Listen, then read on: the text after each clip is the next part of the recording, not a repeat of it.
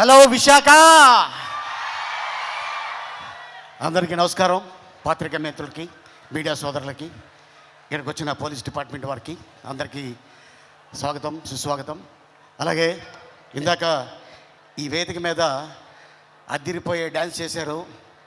కళన్నా కళాకారులన్నా చాలా ప్రేమించే జిల్లా ఒకటి ఉందంటే అది విశాఖ జిల్లా.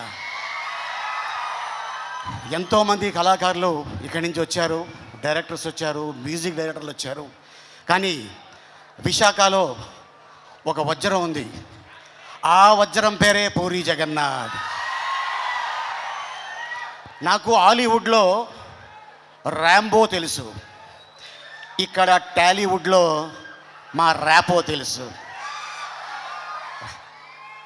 ఈ సినిమాలో తను పడిన కష్టం అట్టా ఇట్టా కాదు. సాంగ్ షూటింగ్కి వెళ్ళా ఒకరోజు చూద్దామని సెట్కి. తను నిరంతరం కష్టపడుతూనే ఉంటాడు. తన ఎనర్జీతోటి, ఇక పూరి జగన్నాథ్ గారు డైలాగ్స్ తోటి, మణి శర్మ గారు మ్యూజిక్ తోటి, తన స్టెప్పులతోటి, స్టెప్ అమార్ మీరు చూశారు, ఇందాక టీజర్ చూశారు. ఇది ఒక అద్భుతమైన సినిమా కాబోతుంది మా పూరి జగన్నాథ్ గారికి. మళ్ళీ పూరి ఎక్కడ తగ్గడో, కరెక్ట్గా ఒక ట్యాబ్లెట్ వేస్తాడు అంతే. ఆ ట్యాబ్లెటు రేపు 15వ తారీఖు రెడీగా ఉంది. సో మీరందరూ రెడీగా ఉండాలని, అలాగే పూరి ఫ్యాన్స్కి, రామ్ ఫ్యాన్స్కి. ఇందాక మరి పూరి జగన్నాథ్ గారు తీసిన సినిమాలో వచ్చు. మొదటి సినిమా బద్రి, ఆ తర్వాత బ్యాక్ టు బ్యాక్ ఒక డైరెక్టర్కి ఇన్ని సినిమాలు.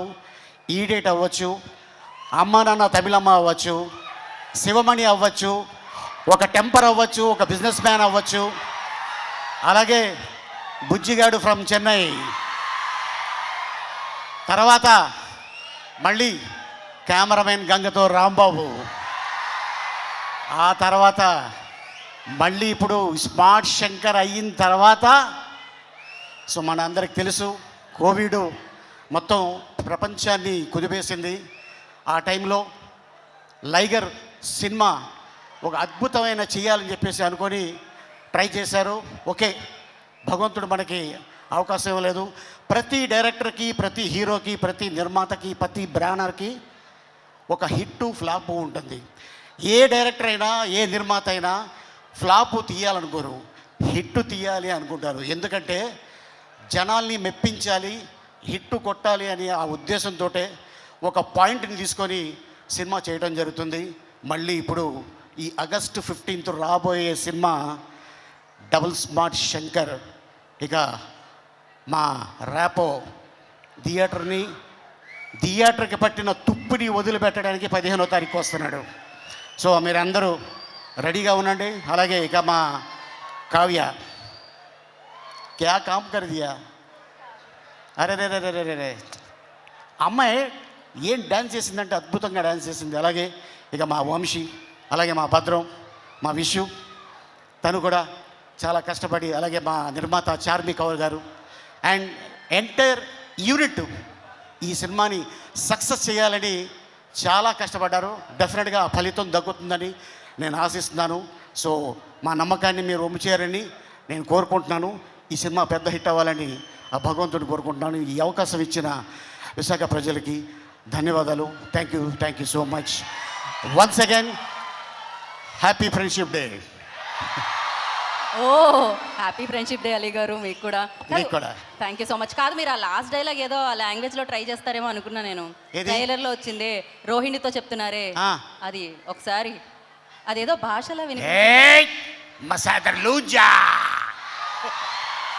దాని అర్థం ఏంటో తెలియదు. ఇది అర్థం ఏంటంటే, ఇది అమెజాన్ ఫారెస్ట్లో ఒక లాంగ్వేజ్ ఉంది.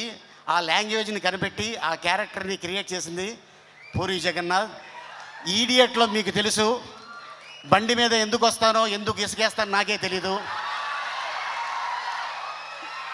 ఆ ఇసుక బీదర్లో దొరకదా అని మా అన్న అడిగాడు.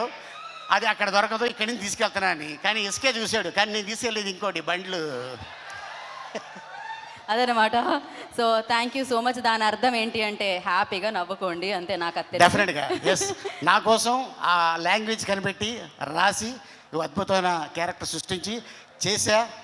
అండ్ నేను కూడా ఆ బట్టలు ఇందాక అడిగావు కదా, అది బాగా చల్లగా ఉంది.